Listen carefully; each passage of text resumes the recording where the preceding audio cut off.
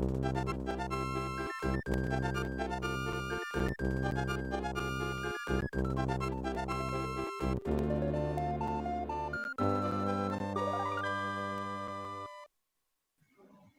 everyone and welcome to SpeedGaming, and this is another installment in the 2020 Super Mario World No Cape No Star World Tournament, and this is a race between Dabs and Louie. My name's ShadyForce and I'm joined by Derwood. How are you doing today, buddy? I'm doing great. I'm very excited. This is the first race I am commentating on in this tournament, so it's super exciting to join in. Yeah, this is going to be a really good one. These are two excellent runners, and it's going to be a close one. I think it's hard to tell who's going to win. Louie's obviously going to be a little bit of a favorite, having the better PB. His PB is 35-37. Very impressive. 4th place on the leaderboard. Dabs is lagging a little bit behind him with a 37-31. But Dabs has just learned this category for the first time, so this is still pretty new to him, and he's vastly improved his strats. You know, one of the curiosities I saw just in doing some research for this race, I saw that Louie's PB, I'm pulling it up right now, it's right in front of my face. I can't read it because I'm a joke. There it is. He said it 2 years ago, and so I wonder how he dusted off the rust to get back to this route, or if he's been doing the route since then, or I'm curious how that process has gone, and if that's going to add to it, if that's going to give IDAPs a little bit of a chance, if they've put some more effort into some practice. I don't know. I have no idea, but it's just something interesting to see when you're looking through these boards. Yeah, for sure. Louie is a better player now than he was 2 years ago, even though he was very good 2 years ago. So, and he has done all sorts of other categories. He's run All Castles No Cape, but he grinded for the world record in that recently, which is a similar category to this, a slightly harder one actually. So he'll be sharp. I have no doubts about Louie's match sharpness right now, and Dabs has been practicing really hard recently, so I have no doubts about him either.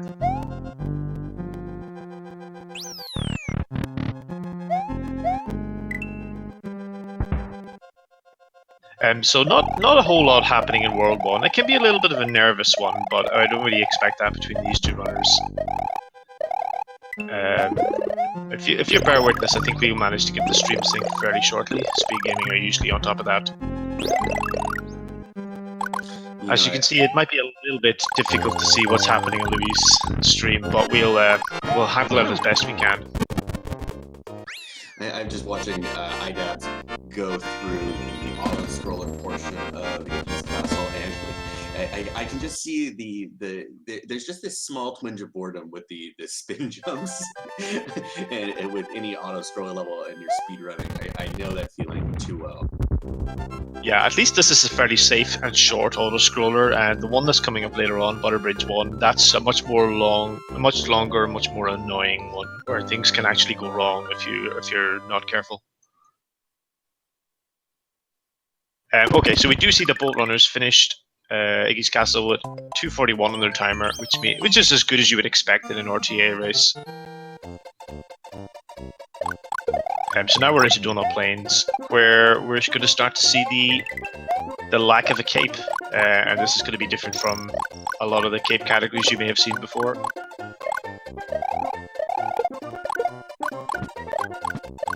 It's a bit of a simple platforming level, but the one thing you want to do is a nice tidy Yoshi grab.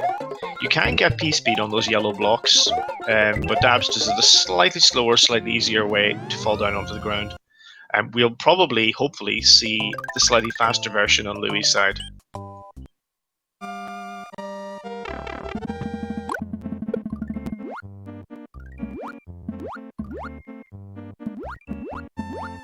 You know, it's always so interesting in these live races as opposed to grinding for world records or grinding for PBs, because obviously in those grinds, you're going to go for the best strategy that you know Whereas in these races, it might be better to go for just safer strategies overall, even if it's not the absolute fastest. And I'm wondering how much we're going to see that from runners like Louis and IDABS, because they are some of the top tier runners. Yeah, well, what you will see is that some strategies that many people will consider dangerous strategies are just kind of their bread and butter strategies for these guys. Like we're going to see Louis go for the fastest Donut Plains 3, whereas other people might take it a little bit slower and safer for a race. Louis not going to do that, and I don't think Dabs is either, because he's been practicing it hard. So it depends on the runner as well, but I don't think I've seen anyone do underball in Iggy's Castle, for example, so people are being a little bit prudent with their choices.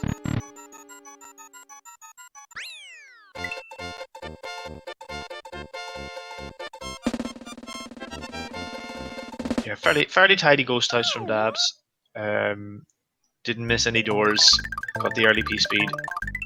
Louis going into it now. He's going to do the same thing, but Dabs is going into Donut Plains 3, and this is one of the most difficult levels. I mean, this is definitely like the signature level of this route. Oh yeah, interesting to see Dabs doing the Vine strat that a lot of people have been doing, including Fitz on the race just previous to this. Annie nails it, so this is pretty good. This will be a huge sigh of relief, because even if you're very well practiced, it is a nervous level, and we've seen a lot of even very good runners die in this level. So Dabs finishes with a 256. We're going to see the faster strat from Louis here. Louis is looking very good, so we can expect him to finish with a 262. So he'll gain a little bit of time. So even though the streams aren't synced, we'll know Louis has a tiny bit of a lead at the end of this level. There are a lot of different strategies that people can employ in Donut Plains 4.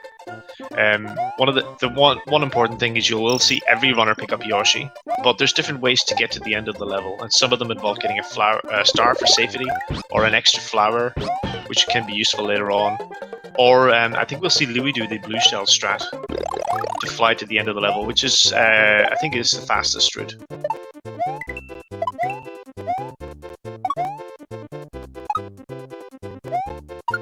Okay, so Dab's doing the flyer flower for safety. Louis, I don't see him carrying a blue shell, so he obviously hasn't gone for that, I think. But he has picked up a second flower. I'm a big fan of the backup flower strategy, because there's so many ways that can save you. You want a flyer flower for Castle 4 in particular.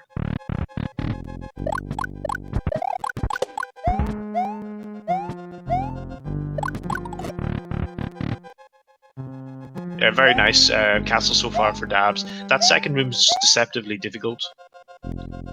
It could be very easy. If you're trying to go super fast, it could be very easy to lose the flower. In his case, it'll be his one and only flower. And that will lose a lot of time with the boss if he does.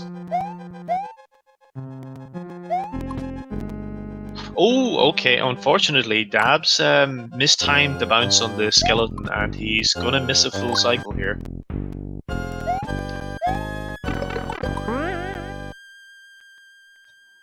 Ooh, okay, this is not going well. Losing the flower means he's going to lose about 6 or 7 seconds on the boss fight itself. So he's lost a fair bit of time here in this castle.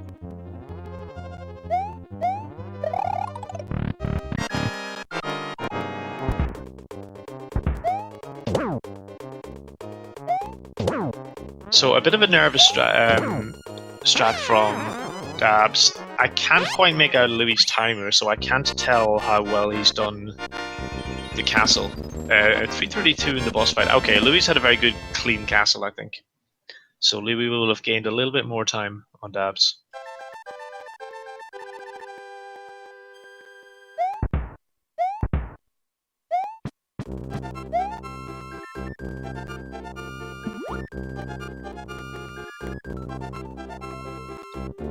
So it looking to me about Louis is about 25 to 30 seconds ahead is kind of my best guess, just trying to pinpoint certain key moments in that cutscene.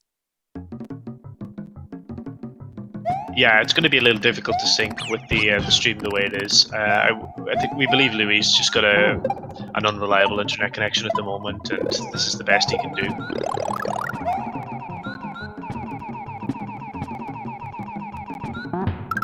Okay, so Dab's Dab's having a little bit of a shaky Vanilla Dome one. There is a strategy you can do to pick up a fire flower below the pipe. He will want to pick up a flower somewhere before Castle 4. So he's probably going to do it in Vanilla Secret 2 instead.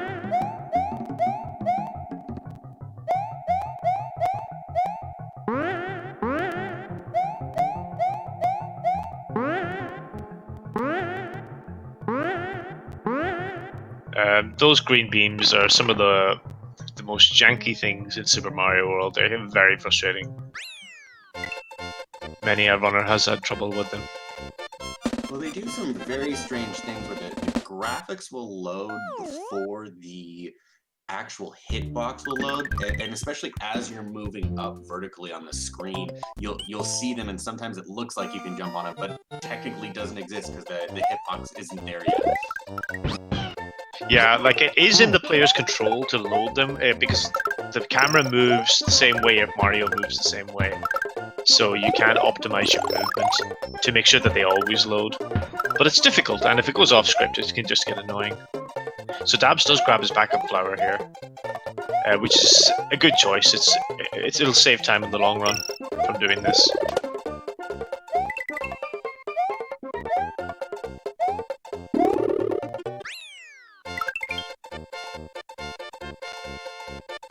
And we can see a still from Louis in that same level as 50 seconds ago. So he probably has about a 30-35 second lead, actually.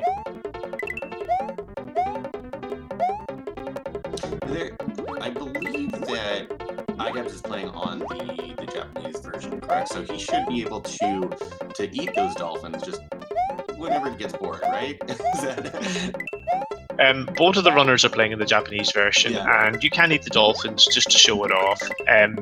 There is a strategy where most runners will do a left-right at the start of the level to get onto a good dolphin cycle to carry P-Speed the whole way through the level. But there is a strategy where you can eat the first dolphin, which makes it a little easier to get onto the second dolphin, so you can do the P-Speed strategy without ever doing a left-right, and save a few frames that way. But otherwise, it's just for swag. But there is a little bit of a time save potential.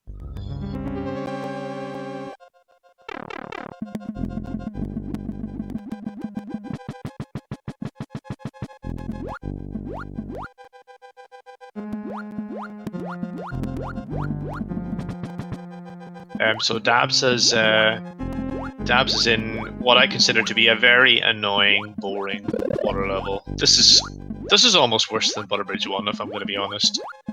It's just holding down and right and swimming the whole way, and avoiding taking damage. There is a difficult Reznor fight at the end, which is interesting, but it's tricky. The fort itself, we could do without it. You know, it's funny. I have the opposite opinion. This is one of the few water levels that I truly enjoy and feel like there's a level of interest to it for me. Oh wow, that's interesting. Yeah. Yeah. I mean, water levels are typically known as the worst in Mario games, followed by what I believe is the worst boss in all of Mario history, which is of course Reznor. Yeah, Reznor is a very scary fight, especially when you're small, because when you jump into the platforms, they can kind of warp you very quickly to the side, and sometimes where they warp you is right into the lava. I'm seeing from chat, water levels suck in every game. You're not wrong. It's pretty true. In my opinion, on water levels is the ones where you can carry an item with you are interesting technical levels, and the ones where you're just swimming along without an item, like Vanilla Fort and also like Soda Lake, I find them very boring levels.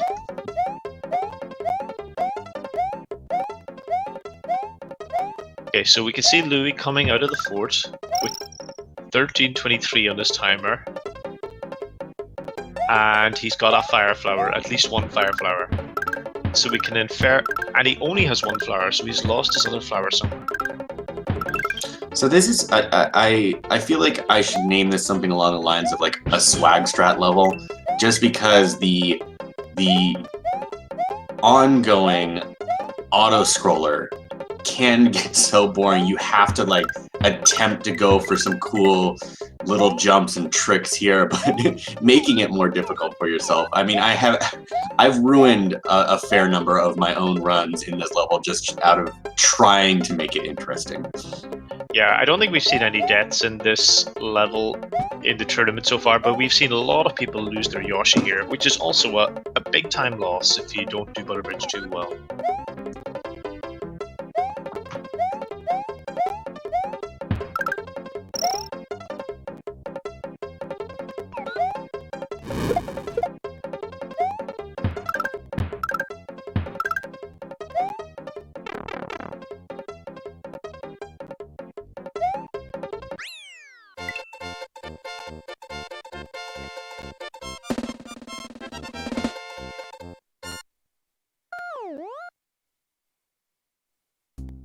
Okay, apologies. The stream froze a little bit for me. I think it's my internet.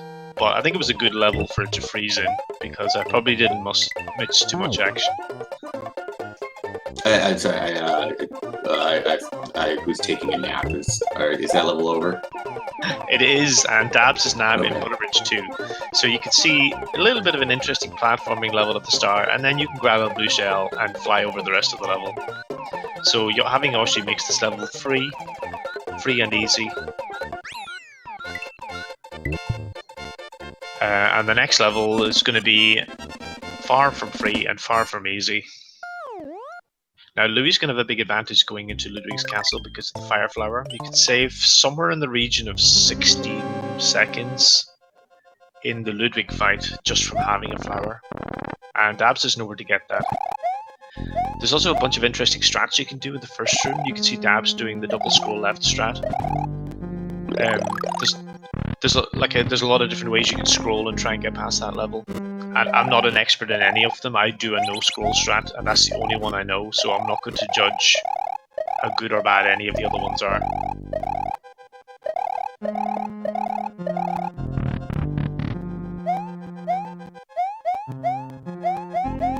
Yeah, he also did well to get through room 2 without taking damage, although not having a flower is a lot less scary, because it's not like you're losing much if you take a little hit. So we're going to see Dabs now attempt the cycle skip in Ludwig. As you can see, this motion that Ludwig is doing is very slow, so if we hit him in midair for hit 2, we can immediately jump on him for hit 3 and skip one of those cycles. So even though we have lost a bunch of time, it could have been worse if he didn't get that. So we can see Dabs getting the whistle on Ludwig at around the 18-minute mark, and hopefully we see the equivalent on Louis' screen so we can see how far ahead Louis is.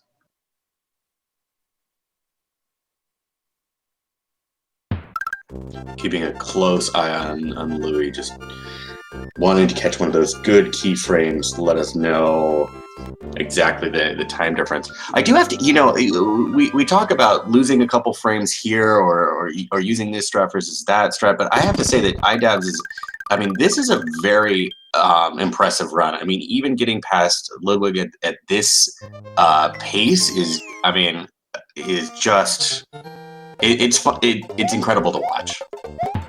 Yeah, it's very impressive, and it's not by accident. Dabs has done an awful lot of work. He spends a lot of time in the practice hack, and he looks up some of the strategies for these levels, and he works hard on them. All the good runners do, and that's what makes them so good at it. It's not something you can do just by trying to do lots of runs over and over again. It just takes a lot of hard work. Yeah, very impressive Forest Evolution 1. This could be a difficult level. Again, you have to get some well-timed jumps and bounces on Koopas and the sort, and you have to rely on a little bit of luck for the hammer row at the end. But he got all of them, and he got a nice finish. And he got 15 lag points to go with it. It'll be interesting to see if we're going to get the Yoshi clip. I believe that even under perfect conditions, you still only have a 75% chance of success here. Oh, Yeah. and he gets it. Excellent. Yeah, that's correct. Yeah, like some subpixels don't quite work, no matter what, even if you do clip in. So if you manipulate it correctly, it's 75%. If you manipulate it incorrectly, it can be 50%, or even less.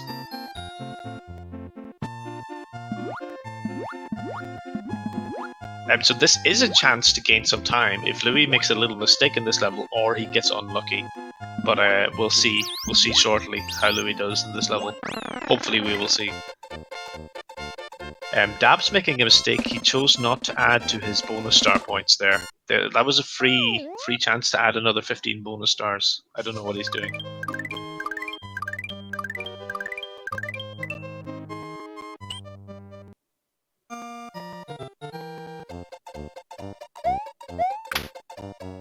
So Forest Evolution 3 is another underrated difficult level. It can take quite a while to learn all of the jumps and the timings. These enemies with bubbles in them, they're very dangerous because if you hit one of them, it kills your momentum and you can just fall straight into a pit.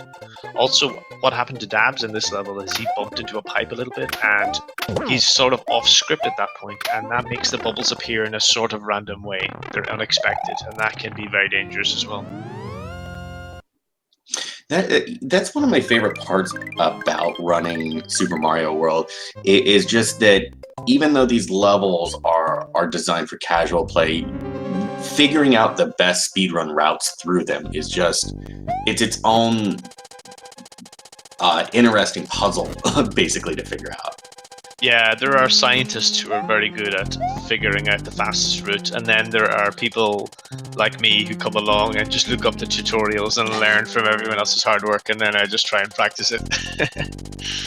But the guys who originally came up with all these clever strategies, it is very impressive, and it's usually a big team effort between speedrunners and people who tasks and things like that. So kind of definitely standing on the shoulders of previous giants of the Super Mario World game and all speedruns. Now, there's in Roy's Castle, there is a couple of different strategies to get through, and one of them is if you have both fire flowers, you can do a damage boost to keep the other flower and get to Roy. What Dabs would have been attempting is to use his single power up to damage boost against the spikes and get to the end as Small Mario, but unfortunately his movement wasn't quite right on the top of the brown moving platform, and he got the bad fireball spawn that kind of blocked him, so he just had to get away to that. Yeah, I was very interested watching that, because even with the bad Podobo spawn, I feel as though there was a couple opportunities there to take the damage boost, but opted to just keep the power up and go through the rest of the level. Yeah, I mean, it might be possible to do a damage boost and get through, but it's dangerous, and it's not something most people will have practiced. Mm-hmm. And if you haven't practiced it, you're basically asking to die. It's super dangerous. So I thought it was a very prudent decision on his part.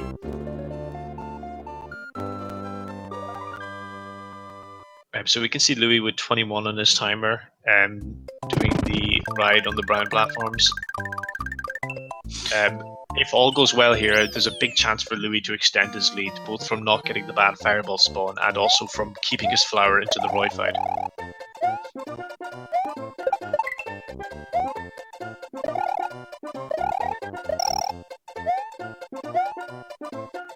Yeah, a little bit of a shaky start to Chocolate Island 1. Dabs is correctly showing us that if you don't get pace speed at the start, you shouldn't go into that first pipe anyway, you should just jump over it. The screen transitions are quite slow. They're slower than people think they are. And then he settled down and he got pace speed and did a very nice end of the level. Although he did press right coming out of that pipe and he lost his 64 speed, so a bit of an unnecessary time loss at the end, but it's not a big deal. It's super interesting that the game only checks your forward momentum if you press the right button. So, for like you were mentioning there, where when you fly out of that pipe, you're actually going faster than you can run, and the game doesn't correct that until you press a directional button. Yeah, it's a thing that a lot of Kaizo players and a lot of ROM hacks make use of by sliding down a slope, and you don't press right or left, and you keep your fast speed, and you can use that to get over large gaps. We saw Dabs take a bit of damage at the first room of the Ghost House, and this is actually one of the least bad places to lose a power-up, because there's a couple of blocks you can pick up to get it back in order for you to do the D-boost you saw in room 2. So you lose time for the power-up transition, but other than that, it's a fairly tidy level. Chuckle Island 2 is another tricky level, especially if you're going for the optimal speeds. You can get a 291 in your timer coming out of the first room, and Dabs just about squeezed to 290 because he didn't quite get P-speed early. You know, this level is so interesting because which room you enter after going through the different pipes is dependent on your timer and your coins, and it's something you don't see in other levels in this game, and it's I really wish it had been taken advantage of more because it's so interesting. Yo, nice key jump, Daz. We saw that. We saw the little key jump at the end. Yeah, it's not really a factor in most categories. It's interesting in NetE6 because you have to do both exits, but in many categories you just do the secret, and thankfully for us, the secret is just go fast as you can. So Choco Secret is another tricky level, and Dabs was attempting the safe strat at the start, but he just undercooked one of his jumps, but thankfully he got through the room okay.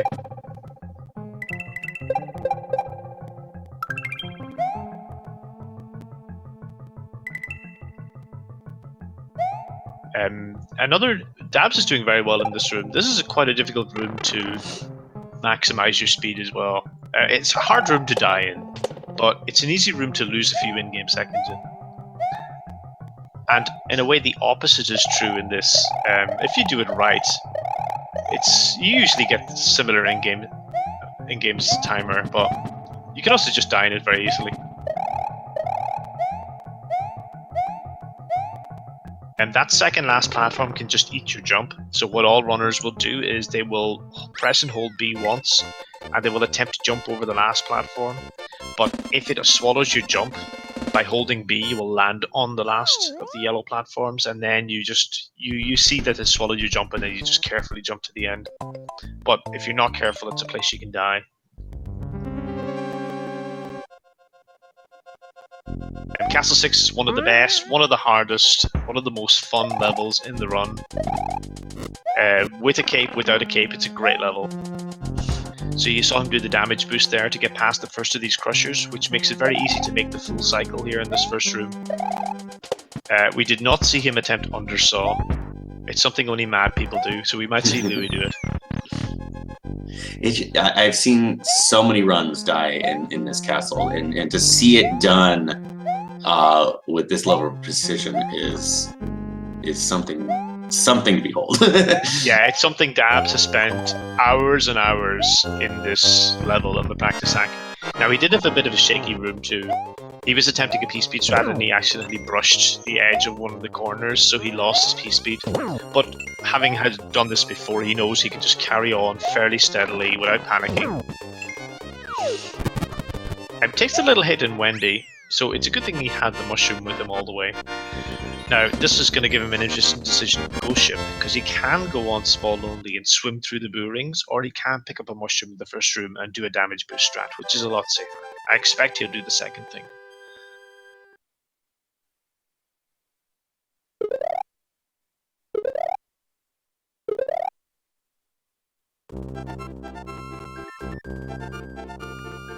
Meanwhile, Louis is back in Choco Island 1, so quite a deficit he's got. It's going to be very hard for us to tell. We know Louis has a lead because we've seen him make much fewer mistakes, and not just because of the stream quality, but we've been able to tell by the timer that he's had a very solid run so far. And even though Dabs has had a very solid run too, Louis just made fewer mistakes and had slightly faster strats in some places. So you saw there, Dabs picks up the mushroom, So he's going to swim through this first room in the ghost house. He's going to try and get the boo cloud to still be on screen by the time he encounters the first boo ring, and he's going to make the first boo ring despawn, and he's going to damage boost through the second boo ring.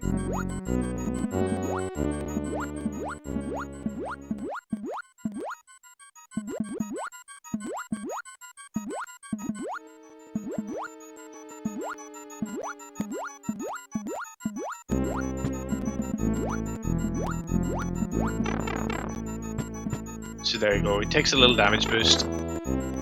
And he'll collect the star here and he'll try and kill as many enemies as he can to reduce the lag while falling through the room. I believe I've seen Louis in other tournaments take this room and avoid the star to just reduce lag as much as possible with the little sparkly animations.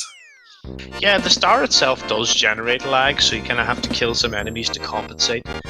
But I think Louis in this category, he will avoid the star, and he'll try and just avoid all the enemies as well. There's probably very little difference, a few frames at most, but presumably he will have timed it out and decided that the no star strat's slightly better. Valley Bowser 1, yet another in the long list of very difficult levels, very easy to die in.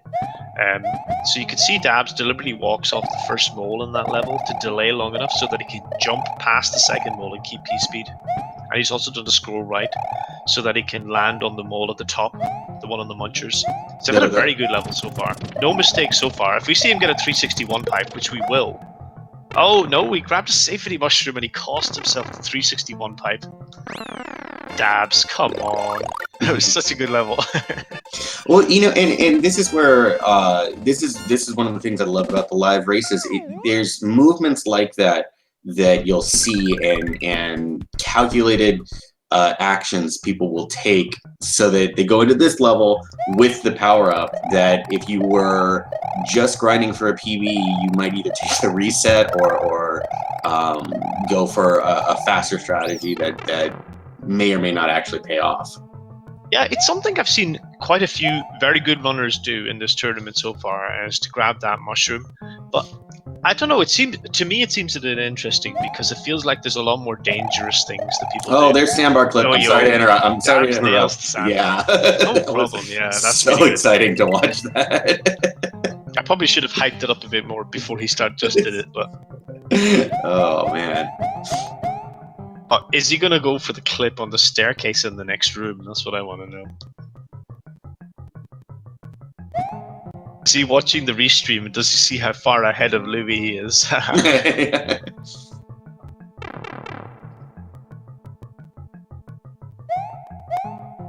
No, he's not doing it, but he is going for the RN jump, the RNG. You need one of the faster flight running speeds to get enough height when you jump there. Otherwise, you just have to wait. But he does get the swag key jump at the end, so there's a lot of swag in that level. A lot of credit for Dabs.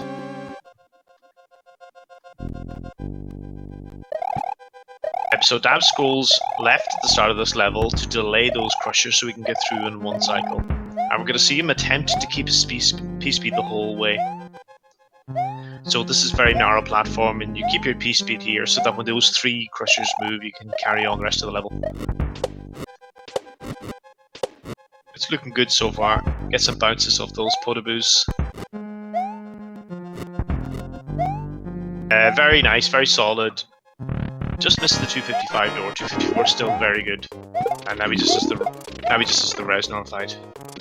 Revenge of Reznor. Now he did take a bit of damage there, and it's a little bit annoying. He'll have lost 38 frames or something for it. But it's actually not a big deal because Dabs will have practiced the Dark Room Small Mario way more than he has Big Mario. From his 11 exit no cape experience, which he is very good at that category, by the way. So he'll be very accomplished in this room, and he'll get the power up for free at the halfway. Oh, Dabs, come on! Commentator's curse. I'm sorry.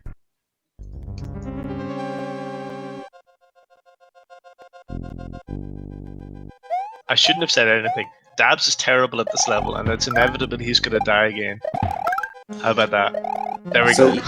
Yeah. You know, something I want to point out, I mean, his posted personal best is 38:31, and he is entering the Bowser fight at 34:50 right now. Yeah, he's on high 36 pace. He's as long as he has a good Bowser fight, at the risk of commentator cursing again, as long as he has a good Bowser fight, he will destroy his PB for sure. So this is the run that he is well capable of.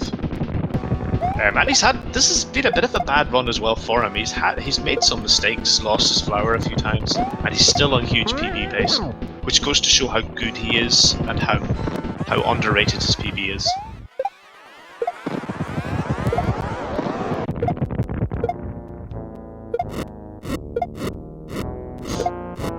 As far as we know, his actual PB according to his splits, was 37:31 or something like that. Am I wrong? Is he? Well, according to speedrun.com, it's 38:31. Yeah, it's definitely not that. No, he has improved. Yeah. I looked at the start of the race and it was 37:31 or something. I'm not surprised, especially going into these tournaments. A lot of people will start grinding. A lot of people will start practicing, and even uploading. It may or may not be verified in time for each and every one of their races. So I'm not surprised. But still, I mean, even if it was 37:30 is about what you saw. Yeah, but that's interesting. Like his splits have just turned red. So did he get a low 36 at some point? And I wasn't paying attention. Well, he did. He took the damage right in the last room. So, I mean, maybe that split is just in reference to this actual portion rather than the whole race or the whole run. Well, I don't know, but either way, like he's got a 36:42 in this race, and that's a big GG's to Dabs. Absolutely. Like it's super impressive. If is correct, that's a huge PB. Well, it does. It beats his run on speedrun.com. So, if anything, that number needs to be lowered.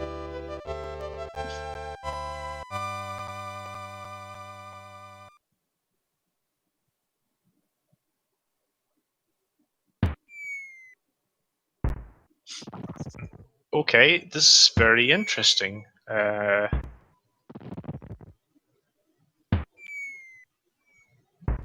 So I don't know what's happened to Louis, but Louis finished after Dabs in the race.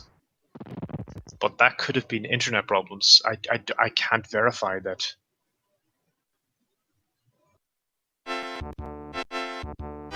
Really? I see Louis on, I'm not even sure which level that is. It's not Valley. There's nothing in Valley of Bowser, so that's still showing in. Oh, that's in Chocolate Island Secret. So I mean, there's a good 5 or 6 levels left in the run from where we're seeing, and I mean, maybe it's possible he went for. I'm just trying to speculate on what would truly hurt a run, as opposed to just a little minor mistake that may cost seconds or frames. And I'm thinking like maybe Louis attempted a sandbar clip and got some bad RNG or bad placement, and is forced to repeat an entire level or an entire section of a level. That jumps out to me. I don't know. Can you think of any other tricks or strategies that might cause a major time loss? Well, I mean, everything in Valley of Bowser could, in theory, cost him a bunch of time. Like, he could die in any of those levels. Absolutely, yeah. It's not the most unlikely thing. Look, here we can see it. He's towed for a frame. We saw him in the Bowser fight with 36:16 or something on his timer.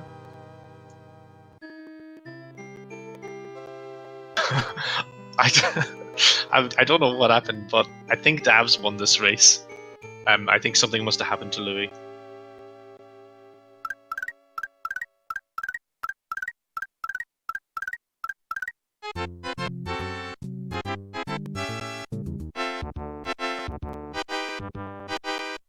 I'm trying to read the chat to see if there's any insights, and the only thing that I can see is he went from Wendy to the credits in 5 seconds. So that's the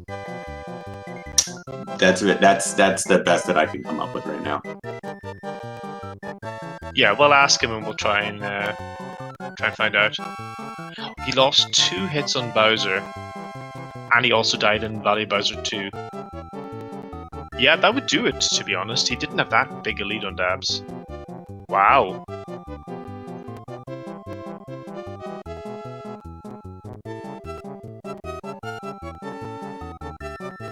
Oh, we need to mark it so that Dabs can join us for the interview. I forgot about that.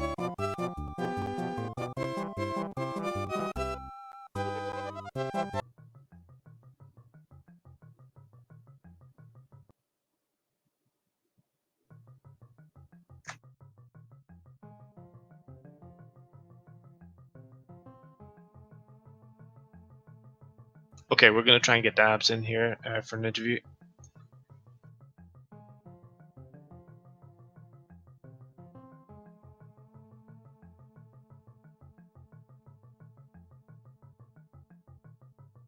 Yo, Dabs, welcome. GG on the race win. Yo, thank you. That's a 48-second PB as well. Huge PB. Yeah, we were wondering, because your splits had turned red at certain points. They were all red until Wendy and Bob Fort. Yeah. But I run against my best, so they're usually always red. Ah, so that's why. Okay. Yeah. But yeah, that's very impressive. Dude, that was crazy, bro. Wow. Yeah. SRL was like, I think 3 seconds apart, maybe. It was unfortunate on the restream because Louis' upload wasn't the most reliable. Yeah, I feel man. So Mine we was could just mostly like that just recently. focus on your stream. So that I want to go back to something. You said it was a 40-second personal best, because I have your speedrun.com profile up, and I'm looking at 38:31 as the time posted there, but your splits showed something about close to 37. Have you had a better run since the last one you posted to speedrun? Yeah, but that was like probably like a couple days ago. I see. Okay, so it just hasn't. Okay, no, that answers my question, because I was super curious where those numbers were coming from. Well, he didn't submit it, I guess, because he knew he was going to destroy it in this race. Clearly. Why waste the time, right? Why waste the time? Yeah, that was a good race. I mean, I'm trying to think. I mean, I died in Darkroom. That sucks. But I mean, that was just straight nerves at that point. Yeah, it was a small. I didn't know where Louis was either, so like it was kind of like he didn't finish an SRL yet. I'm like, what is going on? Yeah, we could only infer where Louis was for most of the race. We could tell you that Louis had about a 40-second lead over you for most of the race. I know, yeah. And including Castle 6. I saw that, just about like 40 seconds to a minute. World 7. Yeah, Sandbar. Like, I mean, definitely helped. Yeah, for sure. That was really exciting. And it's just a really good run. Like, and we know you've been capable of it, but next race you're going to post at 35, right? Let's hope, right? Probably going to need it. Can I ask, how, I know that you have been grinding and practicing. How long have you been for this category, or what do you typically work on, or where's your head at? I kind of recently stopped playing a little bit, not too long ago, but then once the No Star World Tourney was announced, I did my first run pretty much right after it was announced. So this is like my 35th run, my splits say.